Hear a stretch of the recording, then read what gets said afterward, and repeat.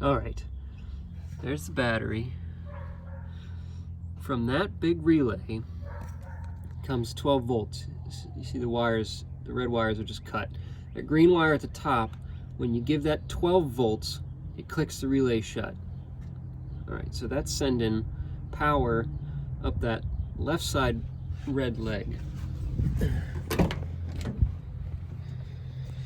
which ends up right here on the right side of that fuse block.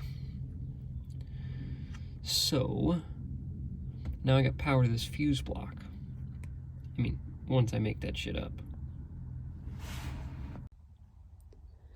And what we're powering is this dash cam, which needs a cigarette lighter, which I'm going to bury in the dash. I would hardwire it, but it doesn't run on 12. It runs on 5. So then I got to blah, blah, blah. I think it's just easier to bury this cigarette lighter inside the dash. So I got that. I got the terminals for that. And then I'm running 3 fucking super duper USB chargers. That's the good one down there at the bottom. They get 10 amp fuses. So there's 4 of my slots. And then I'm gonna run the engine watchdog. It's a temperature monitor. Right now it's kind of sketchily wired in. I'm gonna clean up that wiring, and that gets another 1 amp fuse. And so that relay right now gets power from the ignition. Okay, now I want a switch that I can throw that feeds it 12 volts whether the ignition's on or off. So I want to grab a full-time powered circuit, or however I want to do it, and then put the switch in the dash. My question is there consequences to feeding the ignition column 12 volts when the key's off? Like, do I need to put a diode in there? That's my question. Just finished up an art project. That red piece is some fiberglass I found.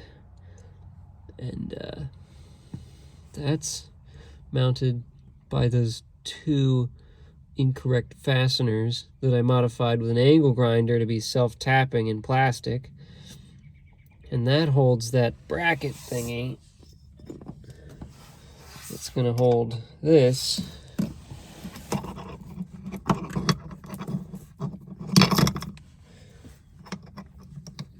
Which is a 12 volt socket. And I'm burying a 12 volt socket in the dash for reasons. But it took about 2 hours. Full-time power, I'm stealing with one of these little things. Googleable is add a circuit fuse. This is a mini, because all these are minis. And this one right here, this top fuse has full-time power. I don't know what they call it. It's PBAT, but it's a 15 amp, has full-time power. So that fuse that's installed right there continues to fuse the original circuit, so it's still protected. And then there's a fuse missing there that is going to fuse my new circuit. The fuse isn't in because it's just weeble wobbling. But that's where I'm going to get full-time battery from. These things are pretty cool. They're a little messy looking, but they're legal, you know, whatever.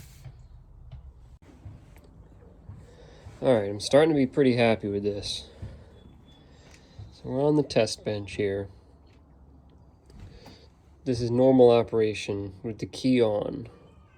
Positive is running over here to this. This is the normal positive. Turn the key on, this gets power. It feeds into here. And the ground, sorry, the ground is hooked up. So we got power. Okay, now key off. So we take we take power from the normal, and then that's where this switch comes in. This switch gets power all the time, permanent. So now I hit this switch, we got power. But because of how it's wired, that would also try to heat up the rest of the positive fuse block, which we do not want. So I installed diodes. There's one shrink wrap there, and there's another one shrink wrap there. So power comes in to the switch, comes out of the switch because it's on, goes into what we want, and then what we don't want is power coming out this blue to the fuse block. So there's another diode here, and since I carefully oriented that diode, testing this point to negative gives 0 volts. So I think I did it right. Pretty happy with it. So there's no backfeed when you run this one appliance without the key in the ignition. You only run the one. So I think I'm happy with that. I'm gonna make up a kind of same label to put down here. I need a graphic designer for that. Alright, there's the battery. Here's another piece of art I made. It goes there and it catches one more bolt. Right there. And that's waiting on that lug terminal. So number 6 to, I want to say 3/8. So that'll get hot. Bam, 40 amp circuit protector. Side of that I'll go to the relay, and then the relay to the rest of the truck is all still there. So I think the lugs will get here on Monday. I love this red stuff, by the way.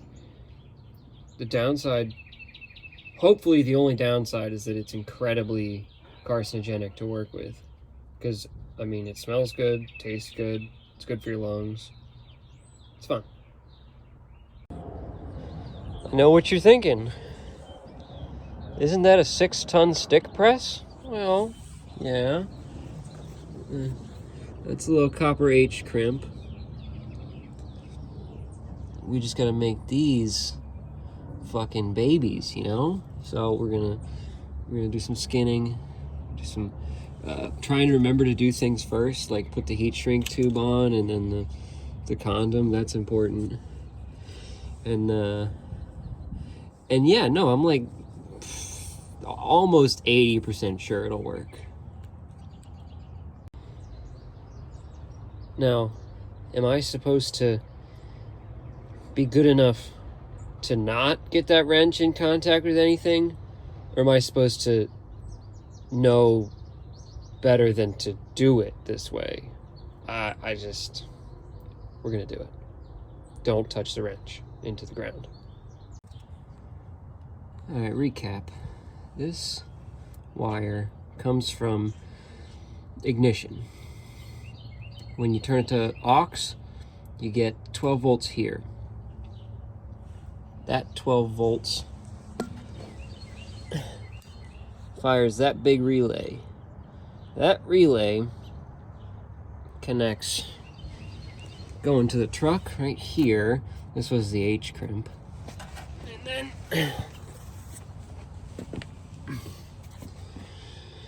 that relay, the line side of that relay comes up here. This is a 40 amp circuit breaker. And it goes to here. So I had to make this wire with that, with the cheaters. There's some more cheater terminal action buried there. So now we get power forward. And that power comes out this red line here, which heats up the fuse block. And the fuse block right now has 4 things jammed in it. 2 of them are these. One of them's that 12-volt socket that I buried for strange reasons. That thing up there is a engine temperature monitor. And then I put in this ground bus bar. I don't know if that makes sense. I'm not a mechanic. And then that's got some terminalage here, and it's grounded through a bolt right there. So when you turn the key on, all that gets power. And I snuck this in, even with the key off, you can charge a phone with that. And I was pretty careful.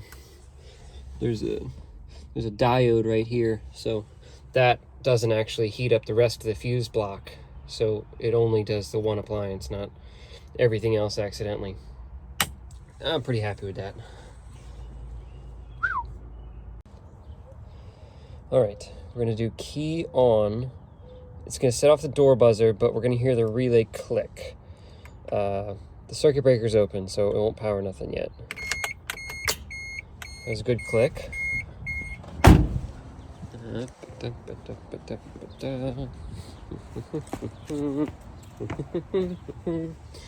Circuit breaker's in the open position. Let's see. I'm gonna click it. Let me know if we get any lights. Aw, fuck yeah, bud. Whoo!